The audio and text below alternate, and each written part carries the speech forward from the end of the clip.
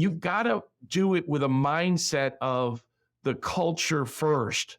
And you have to be like the gatekeeper to a country club or to a special club. And you don't let them in the gates unless they fit the culture, which is hardworking, which is team first, not individual. It's about the team. You have to decide what culture you want as an entrepreneur. This is Lead with Culture. I'm Kate Volman, and I am so excited about this episode because I got to chat with Ray Titus, the CEO of United Franchise Group, the global leader for entrepreneurs.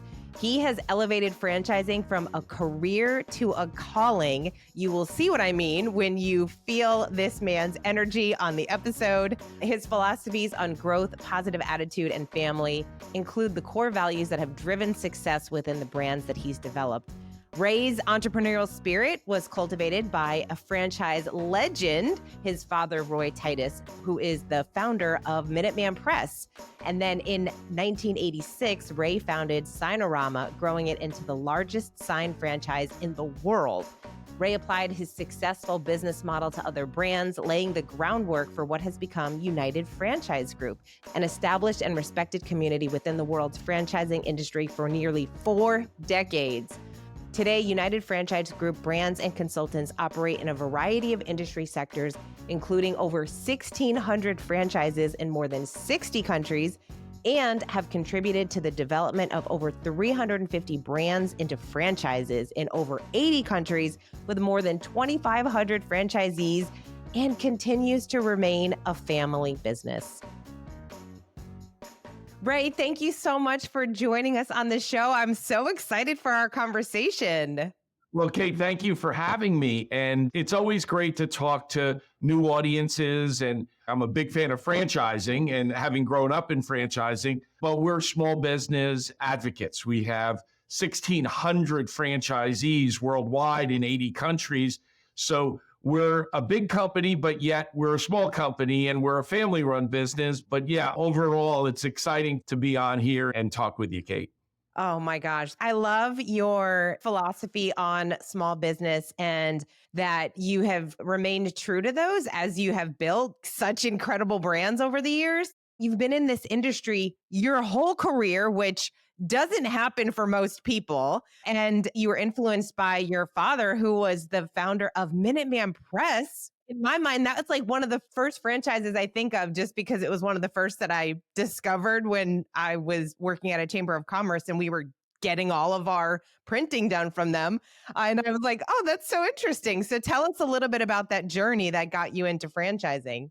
Well, it's 38 years now of my career, and my resume would be pretty boring because it would just be one company, okay? And then a lot of different roles. But I started with my dad, and as you said, he started Minuteman Press, and he taught me everything in franchising. And in fact, my 8th grade school paper was how to start a franchise company. And so I worked for him before I got out of high school. But as we built and grew, we were fortunate enough to find the sign business in the sign industry. And my first business was Signorama. And we started that in 86. And we built that to be the largest sign company in the world. Then after that, we did Embroid Me, which became Fully Promoted. We changed the name after about 15 years because promotional products were becoming so popular.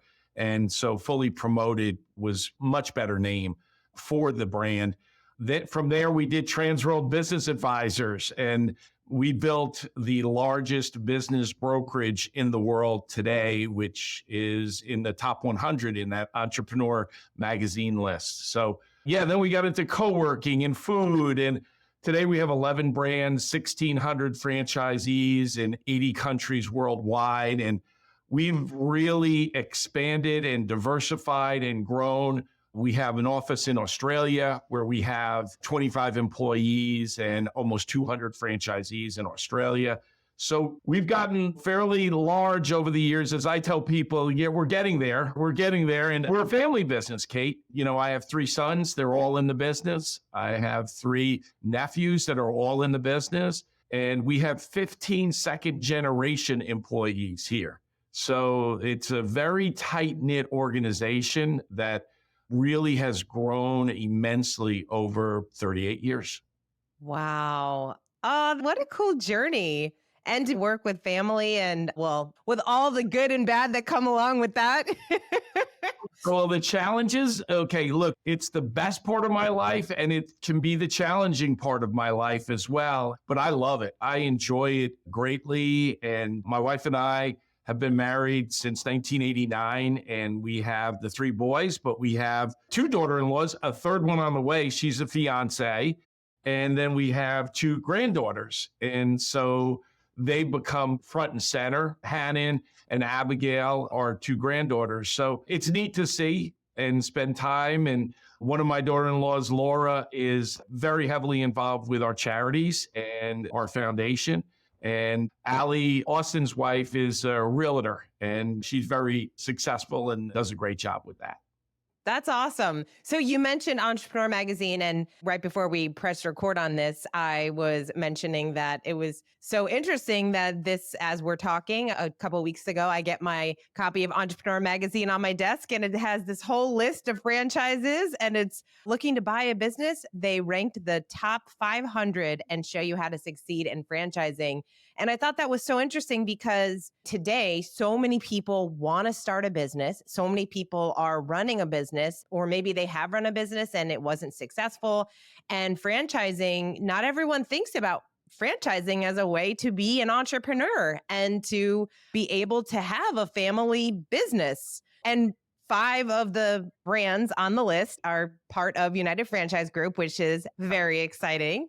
So tell us a little bit about, why franchising? Why is franchising a great opportunity for somebody that wants to have a business and grow and scale?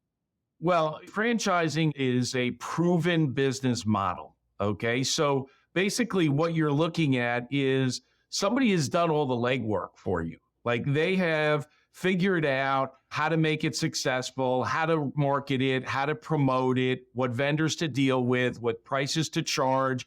And they can make suggestions to you on all of these things. You don't have to start from scratch and do trial and error on everything. But the best way I can put it for you, Kate, is that it's the best of both worlds. It gives the entrepreneur the opportunity to run and manage their business locally, build and grow a business. And if you're with a good franchise company, you get the freedom to make a lot of choices, right? But on the other side, on the flip side, you have a large organization behind you that does the research and development, that looks for new equipment, that looks for new ways to build and grow the business and will help keep you updated. For instance, we do sales boot camps online and with Zoom, and we're able to share all day sessions with franchise owners and their employees, the do's and don'ts of today for marketing and how to market and promote their products or services. And those kind of things take our franchise owners to another level. So I think that franchising, between the training, between the setup, the support, the ongoing support, the marketing, the technology, and the vendors and suppliers, and the brand awareness. Many of our Signarama owners will say their number one lead producer for customers is Signarama.com. And so people will search Signarama and go to Signarama.com, and then it goes to the closest store, and we get a lot of business that way through our stores. And so that's another great reason to come into a franchise company. But as you mentioned, Entrepreneur does that Franchise 500 every year. There's over 7,000 businesses that are franchises all over the world. They pick the best 500 that they come through their criteria. We were fortunate enough to have 5 different brands on that list, and we have many others that we're working with to get on that list too. So it's a great time. That's exciting. Well, we read all these stats, right, with businesses and how many businesses fail within the first year. And then obviously after 5 years, after 10 years, I mean, obviously you have so much experience working with entrepreneurs. What's the differentiator between those that really excel in the franchise world and those that don't make it? Well, it's not just in the franchise world, it's in starting your own business, right? Yeah. So there are going to be people that don't work hard enough. There are going to be people that don't listen. We all know people like this. So my dad used to say, you can lead the horse to the water, but you can't make him drink, right? We call those people uncoachable. Those are uncoachable people. Except they don't come and meet us in the first meeting and say, hi, nice to meet you. I'm uncoachable. They are usually very nice and good people, and they don't mean anything by it. But for some people, they don't have a sense like you have to sacrifice to get these things. We just had somebody that we were dealing with that didn't have any working capital. And we were wondering, what happened to the working capital that you had? And we found out they went on 2 vacations. She bought a car. I mean, like things that you just go, do you really think within 60 days before opening up a business that you should have done all these things? And now you don't have the money to run your business properly. And that's common sense too. So look, we have systems and programs, and we have proven ways to build and grow the business. If you follow the programs, you're going to be successful eventually. We don't have a crystal ball. We don't know how soon people will be successful. But in all the years I've been doing this, I've never had somebody follow the program, work hard, and be persistent. You may get lucky and it may happen really fast, or it may take a little time, and then do all those things and fail. You go back and you go, well, what kind of people are they? They're hard workers that make it. They're good communicators with their customers, with their staff, with us. Then there are people that are coachable and follow a program that works. And, you don't buy a franchise and then tell the franchise company how to do things. After you've been in the business for a year or 2 years, we get our best ideas from our franchise owners. But after they're experienced in the system, like they've got to go through it and build up a business and go through it, follow the program. I tell brand new franchise owners, if you've got a bunch of ideas, that's great. Write them all down, put them in a drawer, put tape over the drawer that says, do not touch for 6 months. And then go to work, follow our program, let's make some money, and then open up the drawer. And if you want to try things at that point, that's great. But you didn't buy a franchise from us for your ideas. You can add those ideas, and we get our best ideas from our franchise owners. So I'll give you an example, Kate. First week of the pandemic, nobody knows what's happening. Nobody knows what's going to happen. How long is this thing going to last? What's going to happen? Like we're in the first week, so we don't know what's happening. And we decide, we call meetings with our different brands, and we get on Zoom with everybody. We're on Zoom with hundreds and hundreds of franchise owners, and we're getting, what are you doing? What are you doing? What are you doing? And then we have a franchise owner that says, for Sinorama, if I were you, Ray, I would buy every piece of 4x8 clear plexiglass that you can get your hands on. And I said, well, we can do that. Between all our stores, we ended up buying and having the largest inventory of 4x8 sheets of clear plexiglass. And then all of a sudden, everybody calls them sneeze guards. And all of a sudden, they were hanging from all different stores and blocking people's into counters and all this. And our store owners were drilling holes and hanging that piece of plexiglass and making money. And so we were looking at ways that we could pivot during the pandemic. And some of those great ideas came from franchise owners. And all we did was facilitate those ideas to the system to get them out to everybody else. Does that make sense? Oh my gosh, that makes so much sense. As you're talking, it's like reminding me of, you basically have this internal mastermind group of people that are going through what you are. And this is one of the things with business owners is it can feel very isolating, right? Like a lot of CEOs, you're an entrepreneur, you're starting a business, especially during the times like the pandemic when they don't know what's going to happen or what's going on. Well, they can't necessarily go back and talk to their team about it. Like, I don't know what to do, but they can go to a group of other franchisees that are saying, hey, we're dealing with the same stuff. And here has been our experience. And so that's added value to the processes and systems that you're putting into place for them. Now they have this other area where they're always able to reach out to other people that are going through the exact same challenges, which is what business owners need. That's why franchising is successful. Our number one value with franchise owners is that we have other franchise owners. We have a mentor program. So A franchise owner signs up, they go to training school, we give them a mentor. Now, they can choose a mentor down the road and change that at any time, but we found that they won't do it unless we say, here's your mentor, and introduce them to an experienced franchise owner that they can develop relationships with. We kind of look at their backgrounds and try to match them up.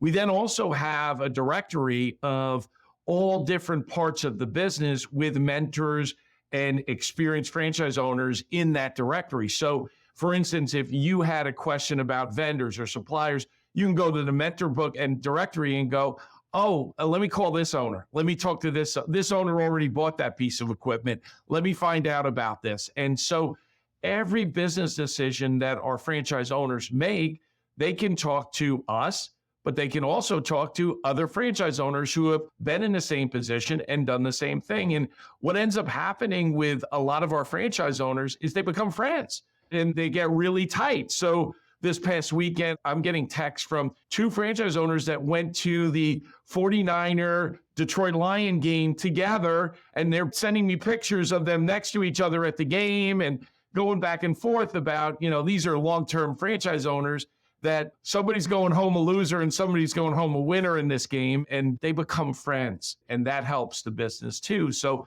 you've got mentors and you build your relationship with these people. Oh, I love that. That's so great. When I think about franchises, I really think about it in that sense of we work with a lot of leaders, and a lot of the times it's processes, it's systems, it's things that aren't in place the way that they should have been from the beginning to help them be successful. And so these are all the things that we go through in opening up a business or in growing and scaling a business, right? Like you have all the tools to actually start it, grow it, scale it.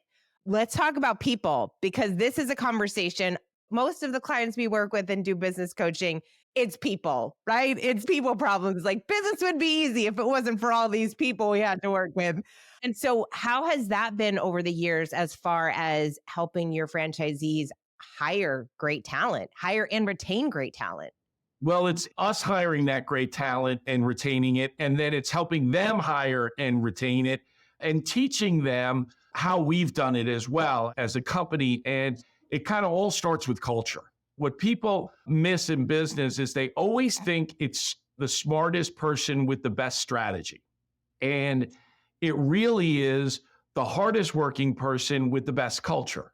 So if you kind of line that up, that's who I am. That's what we've done as a company. We focus on culture. And yes, we have good strategy and we have smart people. But if you were to rank, I don't have a lot of Harvard graduates here, okay? But I have a lot of great people that are hardworking and they fit our culture. And so somebody told me that famous quote a long, long time ago, which was, culture eats strategy's lunch, okay? And I never forgot that. And that's the key.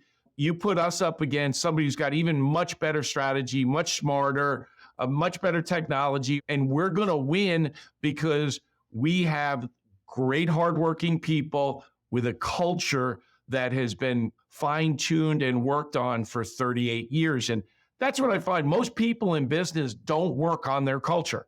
It starts with your hiring practices. It starts with, do you get enamored with the resume? Do you get enamored with things they've done in their past? Or are you really looking at this as, is this somebody that's going to fit our culture?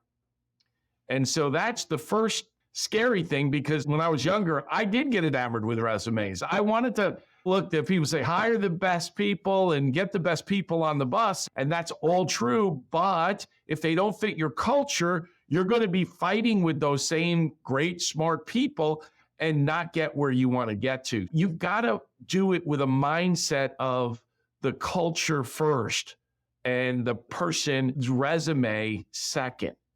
And you have to be like the gatekeeper to a country club or to a special club. We call that UFG, right? And you don't let them in the gates unless they fit the culture, which is hardworking, which is team first, not individual. It's about the team. You have to decide what culture you want as an entrepreneur. Each person will make those decisions. Elon Musk's culture is much different than Warren Buffett's culture. So each one is going to have their difference new, and it doesn't mean they're wrong. I have a good friend that owns a business locally, and his culture is way different than my culture, but he runs a very successful business. It's not to say that one's right and one's wrong. It's to say, what are you looking to accomplish in your culture? It's being mindful and proactive in hiring the right people, in managing those people to that culture. And so I'm more of a coach than I am a manager. I just came from a meeting this morning where we were covering with our vendors and with our project managers on vendors about our World Expo. And about half the goals I raised, and they were saying they were too high where they were. And I raised some of them even beyond that. And they're kind of like, whoa, like taking a step back, like, how are you raised? And we got to start to think about how can we do this? And they came away from it in a really good frame of mind. And it was really good because we believe in setting really high goals, and they know that. And if they fall a little short of a really high goal, we're still going to do really good. And so nobody gets fired for missing a goal. You know, that's not how we operate. People don't get fired for making mistakes. How are you going to encourage people to really take risks and to go out there if you're going to fire somebody on a mistake? That doesn't make sense. That works against our culture. So our culture is challenging, it's positive, it's high goals and reaching for that. It's hard work. We believe in working hard. We'll never have nap pods here at UFG, okay? But we do have phone booths, okay? We have phone booths. We have a half-court gym, and we have a workout center, and we believe in that. And so we have a whole part of our organization where we actually have a full-time dream coach on staff that meets with every employee and goes through their business goals and their personal goals and helps them with that. We have contests every month on all kinds of social events and everything else. So it's a family atmosphere that is challenging as well. We're not a family that sits around the campfire, holds hands, and sings songs. No, that's not us either. We're more competitive. We're playing cornhole, and the winner is getting a lot of money. Like, that's a difference. And so we have a lot of fun with our people as well. Yeah, you're speaking our language, the Floyd language of obviously putting culture first. And it's what you're really describing is intentional. I like the fact that you are making the distinction between your culture and someone else's. It's not good or bad. It's being intentional about it, because your culture is going to be created whether you want it or not. So we might as well, as leaders, decide what do we want the culture to be, and then move forward towards that. Because when you have that kind of culture, you're going to attract that kind of person, right? The kind of person that's going to be attracted to come and say, hey, Ray, let's sit down and have a conversation around franchise opportunity, versus somebody that wants to go work with Elon Musk, right? Like, different people, different motivations. And I love that, because even just you describing your culture now, I'm very clear of like who would be a good fit and who would probably not last there very long. That's right. So we have it's intentional. And I like what you said, because your culture is going to happen and you have a choice. Do you want to have a say in it, or don't you want to have a say in it? And so many entrepreneurs miss this fact that the people they're hiring and what they're doing, you may have somebody that has a great resume, but they're a big time complainer. Now, if they complain, they don't fit very well here at my culture, right? They may fit somewhere else, and we don't spend a lot of time with that negative complainers that, to us, that's like an anchor that holds us back, and we don't want that. But you're absolutely right, because that culture is what attracts your next employees, and that culture is what attracts your customers. I have a franchise owner, and we have franchise owners all over the world, but a franchise owner that loves getting plaques. She can afford to buy a lot of plaques, okay? She does very well financially, but she just loves that. And so one year, a couple of years ago, I said, here's what we want to do for her, okay? We're going to make a plaque the size of a door. And we made this plaque and we had it on stage and we said, this is the biggest plaque in the world, okay? And here it is, right? And it was done. We made it ourselves and made it look like a plaque. But we're looking for that competitive person. We're looking for that person that wants to set records. We're looking for somebody who wants to be more successful, but is going to be looking, can they improve? How can they get better? Because we're always looking for ways to take it to the next step. How do we get it to the next step? How do we drive our business and our people? And the focus is on the people, not the business. Here's the difference. If we focus on our people and we make our people better, then our business becomes better. If we focus on our business, then our people never get better. So if we focus on our people and how can we make them better? How can we take away their hurdles in life? How can we help them become a better mother or father or husband or wife? How can we help them in their life as well? They'll feel more loyalty to us as well, and they stay longer. So we have a great retention of employees. We have great loyalty from employees. And often I'm asked about, we celebrated somebody who was here 35 years this week, 35 years. We had another one that was 30 years. We had another one that was 25 years. So you go through all this in an award ceremony, and we had just bought a company to start the new year. And those employees were at this award ceremony, hearing all these employees that how long they've been here. And we hand them the microphone and they tell why they've stayed so long and what they've done and all of that. And for them to hear that and see that, they realize this is a different place. So we focus on the people, and the people are what drive the business. And these all sound like elementary things, but too many people don't do anything about their culture or focus on their culture. And too many people don't focus on their people first. They focus on their business first. I could go out and get accounts, and I could go out and get prospects, and I could go out and close deals, and I do. But what's more important is the time I spend with our brand presidents and our director of sales and our CFO and all the people, because I know I can multiply this that much bigger and that much better if I bring the people along. Again, this is why I love meeting with leaders like you, because this is what it's about. It's about the people. When your people get better, your business gets better. That is just the bottom line.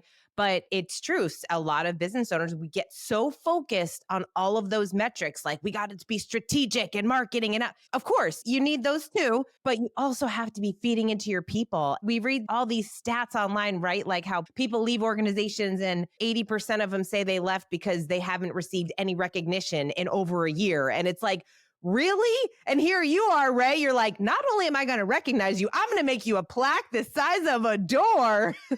So I'll tell you a funny story. We have a woman in our business who has won the peer award that we give out 4 years in a row, right? And she was going to win it again this year because everybody loves Tiffany.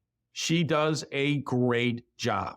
So I decided this year, okay, she's winning it again. So we named the award after her. Okay. We had her stand up. Everybody gave her a great ovation, but it's now the Tiffany Mercurio Peer Award. And I said, this is the only way that we can get this award to other people in our company, because Tiffany's going to win it every year. So we're going to name the award after her, and she can't win the award anymore. And she just loved it. And that's who UFG is. That's what we do. For people listening, I want it to be known, because what I hear you, when now you're sharing these stories, what I'm hearing is you listen to what's important to your people, and then that is how you recognize them. That is what you can do. That's the thing too, is it's almost like everybody is so different. And so as a leader, we have to really understand what is important to our people. I mean, obviously, look, we have dream managers. And so it's like when you know the dreams of your people and you get to know them and their family a little bit more about what drives them, well, then you are able to then recognize them. This is why I always find it interesting when leaders think they have to spend hundreds of thousands of dollars. No, it's getting a plaque. It's even just popping into someone's office and recognizing them for the work that they've done. It doesn't always have to cost a lot of money to recognize your team members for the job that they're doing, and to know that they're really appreciated there, and that you guys are building, you're building something together. And even as you're talking, I can feel your people excited to be part of what you're all building together. Yeah. You got to make it fun also. Yeah. If you don't have fun with it, it comes shining through. If you're burnt out, it comes shining through. I mean, I'm 61 years old and I still love coming to work every single day. I still enjoy all our people and everything that we do. And I'm blessed to be able to work with family and friends and people that I've been doing business with for, long periods of time, 25, 30 years with a lot of them. And so it's great to see. And we also celebrate our boomerangs. Oh, do you have a lot of those? Oh, yeah, that happens every year. Every single year, we have somebody or some people that will get, because we've been successful, that we're a target and that other companies will try to steal our people and will come after people and pay them more money. And that happens, okay? And so we celebrate our boomerangs because they come back and we talk to them about it and we wish them luck and tell them, look, I'm going to help you do better in your next position. Just call on me. I'll give you leads. I'll help you in any which way. And some of them do, and some of them don't. Okay. Take me up on that. But we do. And we create more goodwill that way with other organizations and other people. And people say, how did you develop a relationship with that company? Well, so their sales director worked for me for 7 years and we know them. So you get a lot if you give more. So we're big believers in giving, but we get the boomerangs all the time. I had 3 last year that came back. And some people will say, how could you take somebody back that left? And it depends on how they leave. Obviously, they got to do it the right way. But assuming they did it the right way and everything else, I will tell you, they always come back better. Then they tell all the people, you don't want to go out there because that's the real world, but this is where you are. You're really lucky where you work. And so that gets reinforced and that kind of comes back. So my pastor recently said that people complain 6 times more than they voiced thanks. And it's 6-1 on complaints versus showing thankfulness. And going through that, he's so right. But people that show thankfulness, that are thankful, and they're more positive, they're happier people, they're more generous, and they're more successful. And when you look at that, you go, okay, how can we become more thankful about everything? Like if you could make a point each day, if there was obviously exercise each day, drink more water, there's certain things we all should be doing more of. But I would tell you, be more thankful for the country we live in, be more thankful for the business you have, be more thankful for your customers. And if you're more thankful, that comes shining through to everyone else and they become more thankful, and positive energy creates more positive energy. And then you got yourself a dynamo business. And that's really what we've done here at United Franchise Group.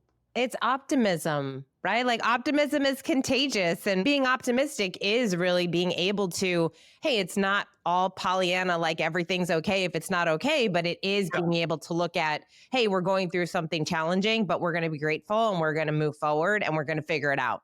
And going back to the franchising, which is really important, of you have the resources to figure it out in a much easier way than you would if you were doing it on your own. Correct. And what you said earlier is so important. They're not alone. With a franchise system, they get trained. They have an owner's manual of operations. They have mentors. They have the franchise company. They have research and development. They have marketing. They have technology. They're not alone, but they get to run their own business locally. They get the best of both worlds. They get the big company that supports them, trains them, and gives them all of the benefits, but they get franchising with a brand awareness and mass purchasing power and cooperative advertising and all of the benefits why franchising is the most successful business model of any business model. If I told you it's almost 50% of all retail sales in the United States is through a franchise, and people don't even comprehend that, but the hotel they stayed at is probably a franchise. The car that they rented is a franchise. The car that they bought is probably a franchise. The insurance company that they insure with is probably a franchise. And the sports team they root for is definitely a franchise. And you can go right on down the line of everything that's out there that people don't recognize it. And I just love to see more of that positive thankfulness. out there. But unfortunately, the world we live in is very cynical, and especially in politics, where you can't get in politics unless you're going to tear somebody down and you're going to point out all their flaws and you're going to be going back and forth. And it's terrible. It shouldn't be that way, but that's the world we live in. So, I'm often asked about, why don't you get into politics? And it's the last thing anybody would want is me in politics, okay? Because I would not have the patience for what they do, attacking people for their flaws. Or it's easy. Anybody can point out the weaknesses of anyone else. It's focusing on the good parts of people. I remember in one of the debates, each person was asked to say something good about the other person.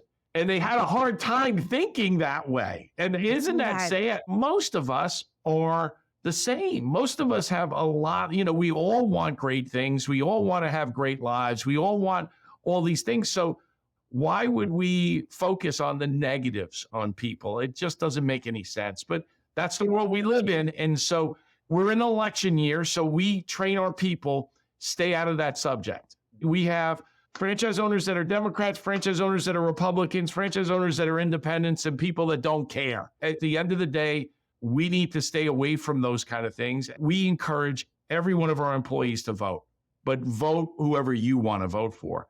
In the meantime, don't post anything that's stupid. You're not running for office, so there's no reason for you to get crazy about this stuff, because all you're going to do is hurt somebody else. Yeah. And that's, why? It's almost like, I always laugh because do you really think that your post is going to change somebody's mind? Like your one thing that you're going to put out is going to be strong enough to change someone's opinion? No, everyone's got their own thing, but you're building your bubble of optimism over there. And it's a beautiful thing that you get to help so many entrepreneurs. What is the biggest challenge that franchisees come to you with? It varies. First, it will be sales or marketing and getting customers. We're fortunate some of our brands are really, really popular and really good, and getting customers is not a problem, but hiring help, getting good help has been a challenge. I would say inflation the last couple of years has been insane, like really crazy out there in all of our brands for all of our companies. And we've had to raise prices just like everybody else. And you can't have everybody raising prices on you, and you're the one that's going to hold the line on your price because you're going to lose, okay? So I'd say inflation. I'd say hiring people would be right up there and getting good people. And then the challenge of technology. Everybody likes to talk about AI, but nobody wants to talk about the repercussions of AI, okay? And what's going to happen next. And obviously, AI is going to take people's jobs. If anybody's saying, well, no, AI is not going to take your job, maybe it's not going to take your job today, but it eventually is going to take somebody's job. And so it's making things so easy to do and to grow. So I equate with where we're at right now from a technology standpoint to where we were at in the 80s, okay, and into the 90s when the internet came along. And so when I started Sinorama, there was no internet, there was no GPS, there was no cell phones. That people, it was a different world. And today, I think we're going to go through, and we're going through as big a change as the internet was today with AI. And people don't recognize it. They don't see it. So I think a challenge for entrepreneurs is understanding the technology that's coming out and how they can use it to help them with their business. Especially us, we have a lot of small business, and so they don't always need to hire an employee to do something. Like you can get somebody to do social media posts, and you don't have to hire somebody to do that. And so there's certain things that they can utilize with AI that will help them, and it will help us get in a better place for the business. But I think recognizing the technology and embracing change. Kate, I will tell you that is something for 38 years I've preached to my people here, that we have to embrace change. And it's something that you can't fight it. You have to embrace it. And that's what we've done.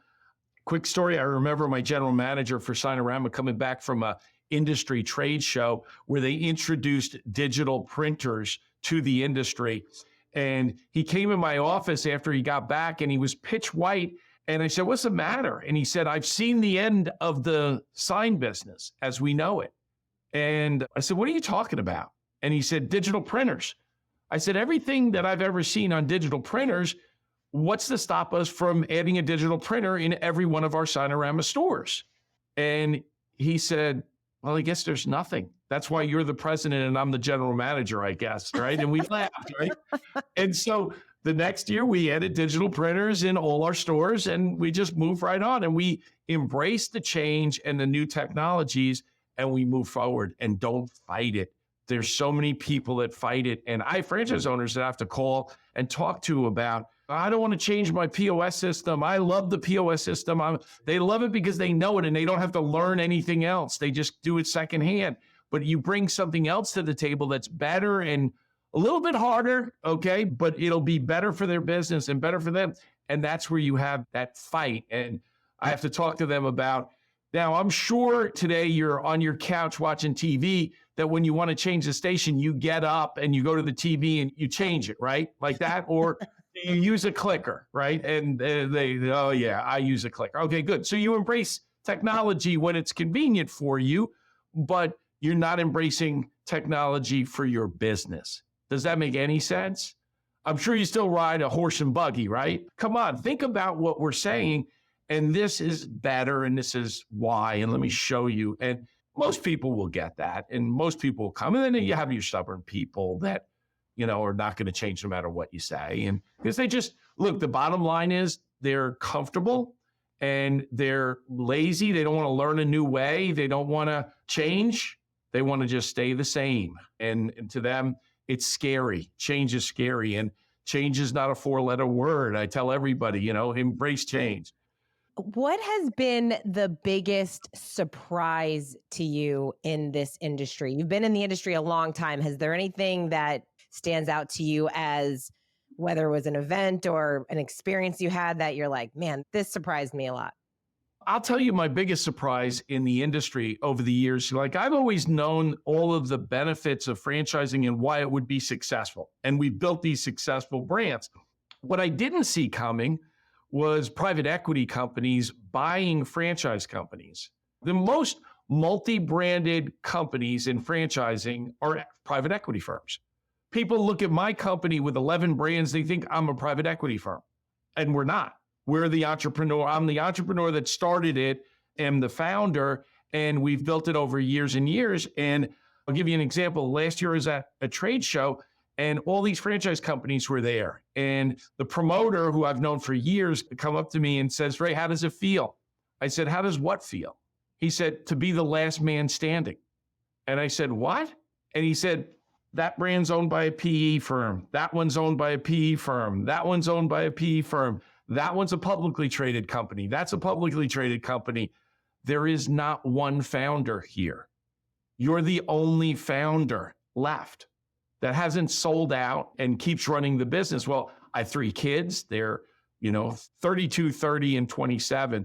And I have no interest in that, right? And I mean, maybe someday one of our brands will sell off and it'll become public or private equity firm will be involved, but we just have not gone that way. It doesn't mean we never will as individual brands, but I don't see our company as a whole becoming that. So that was that happened over years, Kate, but it wasn't something that happened like that, but it did happen. And so today you go to McDonald's, they're a publicly traded company. You go to Burger King, publicly traded company. You go to Enterprise. You go right down the list of these, and most of the big boys are owned by private equity firms or they're publicly traded, those things. So what used to be all small entrepreneurs, getting together and we're franchising and this is who we are and this is what we do, it's not that way today. It's that Yum Brands owns Taco Bell and they own Pizza Hut and they have 4, 5, 6 brands and they sponsor the Kentucky Derby and they're right in Louisville. And so it's changed over the years. And I'm not saying for the worse, it's just different. Just different. Yeah. It's just different. And so I have conversations now with that level of people. So I recently joined a chief executive network group which gets together a couple times a year in different places around the country and with companies that are big companies, like bigger than us. And so going through that, because I have to look at myself and say, I have to challenge myself to raise my game up. Running my business, Kate, I go by something I heard from Warren Buffett years ago at one of his meetings. He said that too many people equate their business with their age. And what he meant was, at a certain age, you stop taking risks or as many risks. You get more conservative as you get older. The closer you get to retirement, you don't want to make that higher, or you don't want to do what's right for the business. So he said, run your business as if you're going to be 35 forever. Interesting. And that's what I do. I run my business as if I'm going to be 35 forever, even though I'm 61. Even though I'm going to pass the business at some point, and I know that, but the business decisions I make, I run the business as if I'm going to be 35 forever. And then the last point I would make to you is that if the business, you're wondering, I got to do something with my business, I got to increase it, I don't know what to do. The best way to do it is to think about what somebody else would do if they bought your business and they were sitting in your seat. And when I think that way, usually once a year, I get into that mode where I'm like, okay, I got to think about what would somebody else do if they were sitting or standing in my seat, because I don't even sit anymore. I have a standing desk, okay? And so from that standpoint, it makes you really go, yeah, you know what? If somebody came in here, they'd probably fire that person. Somebody came in this seat, they probably would sell that division. If somebody came in this seat, they probably invest more into technology or whatever it is. You pick 2 or 3 things. What would somebody else do if they were sitting in your seat and it could make those decisions? What would be the first 2 or 3 things they would do? I absolutely love that, Ray. I love that. In fact, I think about that as you do at the end of the year. I think about that. I'm like, okay, if I were to start over in this role, what would I do? And you uncover so much that you haven't maybe thought about simply because you're like, wait a second, this person would probably do this and that. And you know what? You know that you should, especially with the people, right? Yep. Leaders all the time. They know they should have got rid of so-and-so 4 months ago, 6 months ago. Yeah. Ray, you are such a delight to talk to. I absolutely love your stories. And talk about running a business as if you're 35. You have great energy. You have 35-year-old energy too. So and Kate, I want to keep that, right? I want to keep that. That's I tell right. my wife we walk in the mornings, most times if it's not too cold out in the mornings, but we walk and we talk about that. And look, when the energy goes away, then I got to go away. That's really the way I look at it. So, but it's been my pleasure talking to you, Kate, and I've enjoyed this a lot. And thank you for what you do with this podcast and getting great ideas and business out to other entrepreneurs and other people out there in the business community. I think it's awesome. well, thank you so much, Ray. And we'll definitely have to have you come back on. Well, thank you very much. Have a great day, Kate. You too. Bye-bye. And there you have it. Don't you just love Ray's energy? He is just filled with all the stories when it comes to franchises and what it takes to grow a business. Obviously, I appreciated everything that he had to share around company culture and being really intentional about creating a culture. We share that philosophy in that an organization can only become the best version of itself to the extent that its people are becoming better versions of themselves. And obviously, Ray lives and breathes that.